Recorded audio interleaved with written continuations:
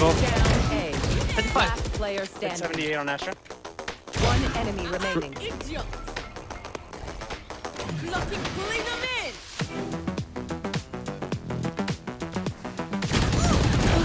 Good job, Kanoodle. Oh, the fuck is Kanoodle so sexy, bro? Dude, you're so cute. I'm a bro. Deeg Holy warrior, God. dude. Boys, today we are back with an Astra video.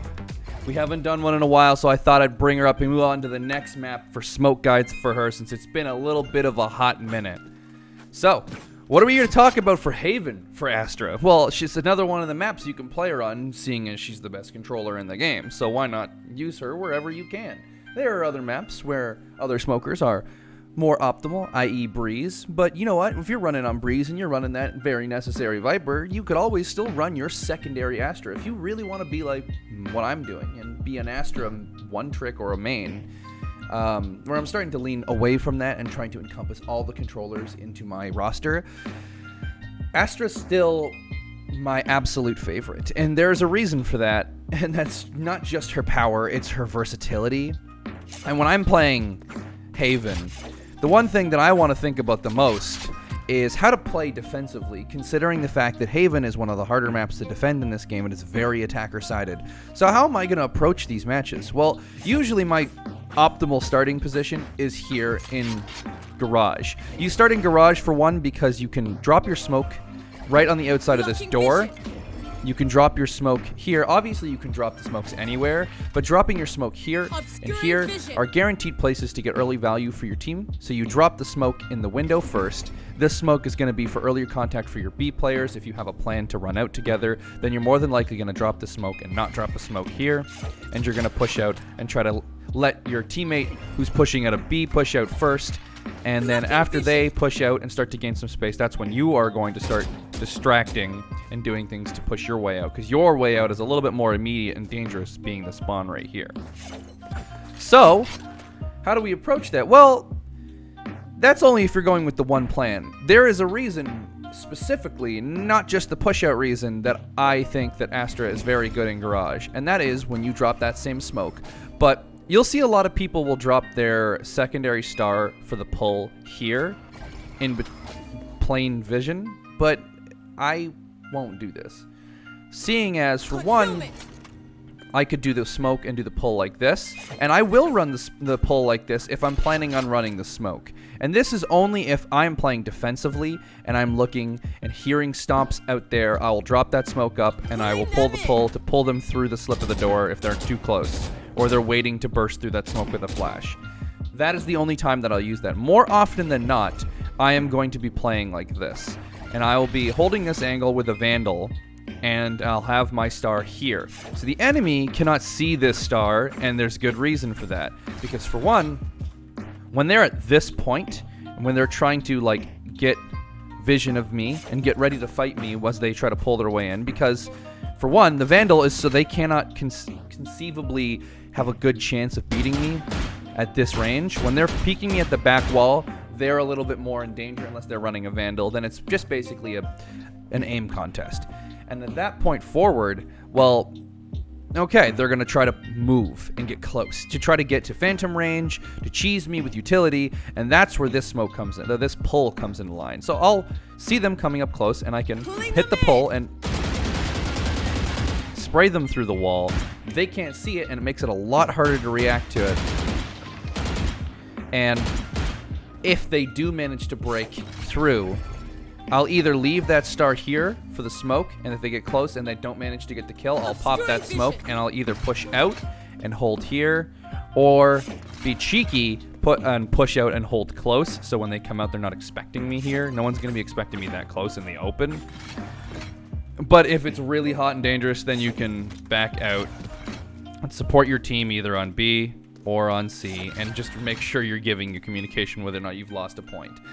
If you're going to approach B site is a little different. B site would be the one where you're the one doing the walkout. If you have a Phoenix, I'd highly recommend putting him in the garage. You're the one who's going to walk out here, you're going to hold the smoke, and you're going to position yourself to try and take a duel here. And as you're trying to take a duel here, you got to remember, you are going to be approaching this carefully and intelligently to create enough of a threat that A, they're not going to push out of here and kill you without respecting your Phoenix. Or realistically, any duelist would be fine there. Honestly, any agent, it doesn't really matter. Phoenix is just more optimal because of the way his flashes work. But that's about how you're going to approach this, is you're going to either be smoking this off, and mind you, kids, remember, hold your smokes. If I'm going to smoke this, I'm going to hold this smoke, and I'm going to be ready to go. So when someone decides that they want to pop through here, then I'm going to kill them. And I hold from this angle because it's protecting me from the other angle that I'm likely to have an enemy come from. I'm going to hold from here, and then if I need to, I can check here while the smoke is still up. Otherwise, you're going to have to be approaching like this, and you're going to have to leave yourself completely exposed in order to hold this, and if someone swings here, then you're dead. So it's very dangerous. So I will usually drop this smoke, hold this angle here and wait, and if I don't get any contacts, then I will cross to this side and hold and wait to see if they either jump out, and I listen for it, and I can swing and look to kill them while they're jumping and inaccurate. And that's about all you really need to do. Other than that, you're just going to be smoking off their entrances to site and falling back like you should on any site. If you're alone, you smoke and fall back. If you're not alone, then you should be fighting.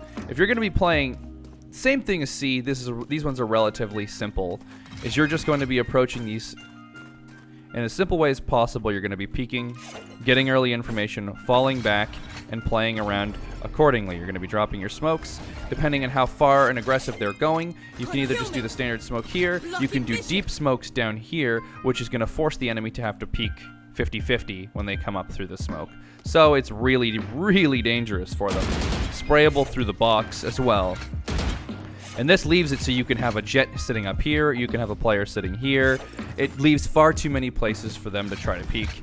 And that's why, depending on where you have to, like, this is your job as a smoker to gauge those distances. I'm going to see the enemies peeking here, and I know that, okay, they're not going to be able to make it here, not even with, like, a jet. They're going to make it there in time. So I know I can drop this smoke, and this smoke is going to deter a lot more people than you'd think.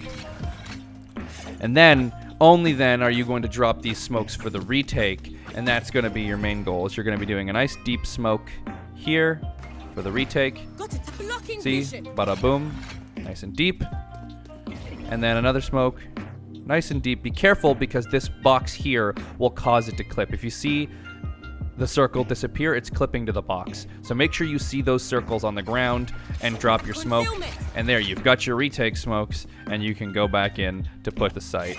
And remember, your job as Astra is to make sure you're telling your team where you're dropping your stuff. So you're going to be like, hey, I'm smoking off short and long, and I'm either going to stun graffiti or I'm going to stun default.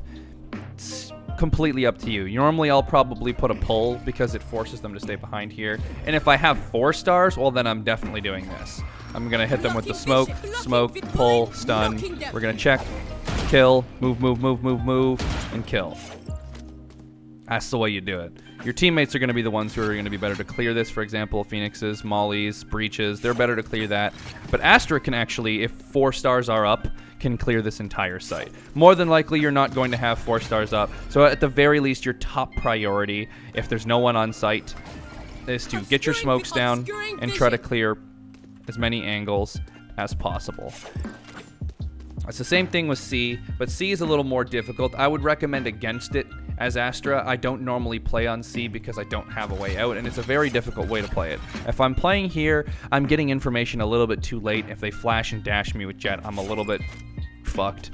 So at the very most, like, I will play like this to try to get a little bit of early information, and then I will back off. But it's just far too risky as your controller to be doing things like that. So I just, if you want to help C, just play in Garage. It's just a better idea to play in Garage. I wouldn't personally think that Astra is exactly the best player to have on C, but she does just fine on B, Garage, and A site. Honestly, they're all good sites for her, and obviously, taking any site is going to be the same thing. You're going to be dropping your smokes in any of your ideal locations to take your sites. That's all you need to do. That's your priority. Making sure you check your most important areas with pulls, any areas that you've basically, mind you, very, very big caveat to that pull point is that you need to make sure that when you're dropping a pull on somebody that it's not round one and you're not dropping pulls to clear shit out that you don't know where they are. You are going to try your best to read your opponent for the first couple of rounds and maybe dropping a pull and a stun where you know are really, really common areas. And then once you've gotten a semblance of an idea as to where they are comfortable sitting and where each player sits, because they do have patterns, especially in ranked, the solo queue, people develop comfortable areas. For me, example, as in this video shows that I have a comfortable area in which I like to play, and most people will stick to that area and stick to a very similar style of play, and it's very hard for people to adapt. A good player knows to learn how to adapt and play, for example, like me on every site. I can have a plan for my character for every site, whether it be attacking, whether it be defending. I know how I need to approach the site in the best way possible to ensure a win and ensure my life does not go for no reason. At the very least, I'll give my life for something to happen. So, read your opponents before you start dropping things willy-nilly, and then you'll start being able to figure out, okay, they play on site. They don't really play on site in their post plants, so I'm going to drop those smokes. Or maybe they don't. Maybe they do play on site. Maybe I don't need those smokes. Maybe I just need the short smoke and a pull here and a stun here, and if I have 3 stars, like maybe it's worth it. I don't need that long smoke. Maybe they have heaven smoked off, so there's no real point in me putting anyone up there. So we're just going to go hard out. It depends. Everything depends. That's why a good player and a good controller will take their time to read the opponent, to read the map, to read your teammates' contacts on your minimap. You'll see them appear on your minimap, and you got to make sure you are reading that and seeing enemies blip up here. If you see them blip on the minimap here, you can almost assume if they're this far out that they are more than likely going to push A long. And if you have a teammate that's like here, I'd recommend actually putting your smokes further and denying as much space as possible. If I can drop the smoke there instead of here, why would I not? Might as well. I'll drop this smoke here and they can hold it and still have space to escape. Or if they have a plan to back up and they have a plan for holding the site, then I will just drop your standard smokes. But it's all up to communication and then editing.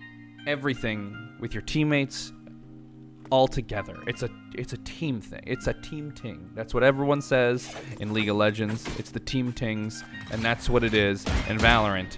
It's what you gotta do. Make sure you're using your smokes effectively. Your job as a smoker is not to be smoking the enemy as much as it is going to be smoking for your team. Your team needs it. It's going to clear off angles and make things a little bit easier to hold, but just make sure you remind your team, please, for the love of God, hold smokes.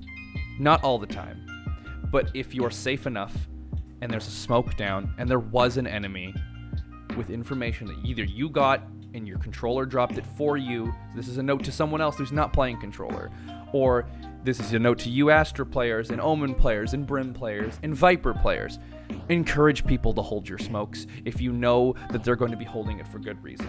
If there is an enemy on the other side of the smoke and you know that because you're a good controller and you dropped that smoke with the intent to block an enemy, then you want to have your teammates holding those smokes as often as possible.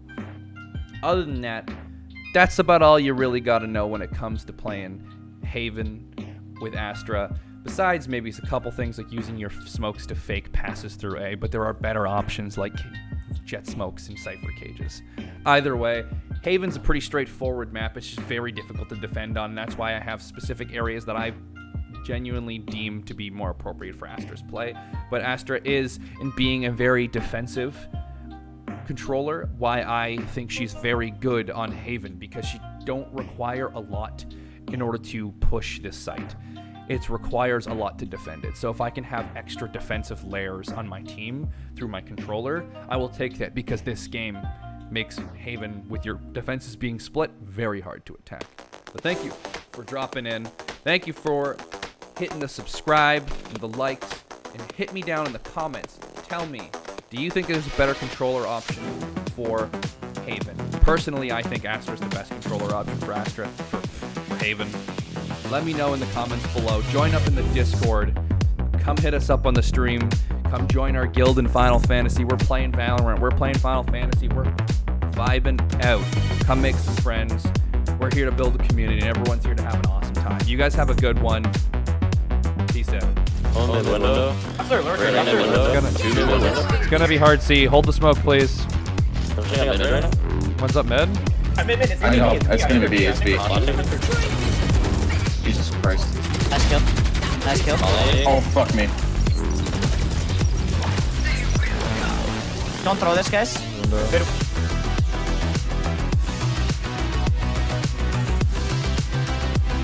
Don't worry, they have to plant for it.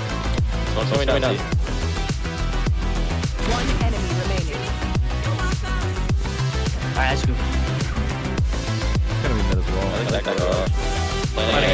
We really together. Yep. Spike planted. A flash. I'm stunning Graffiti. Knocking them.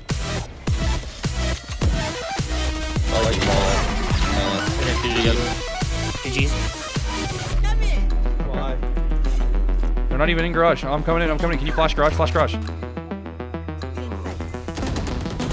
Nice. One more out. Bunch out mid. I'm gonna smoke off mid and I'm gonna hold it. 105 on that dude. That's a garage. Coming out mid, I think.